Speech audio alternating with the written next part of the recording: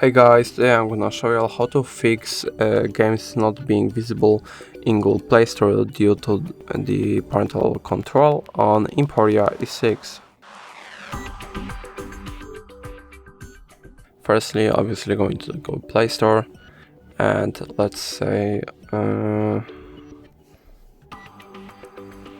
this game won't be visible. Yeah, parental controls restrict downloading of this app. Now, so all you have to do is tap on your profile picture, go into settings, family, parental controls. Now you can either change it after typing in your PIN to the less restrictive, or just turn off parental controls completely. And that's all. If I helped you, please like and subscribe, and if you have any more questions, write them in the comments.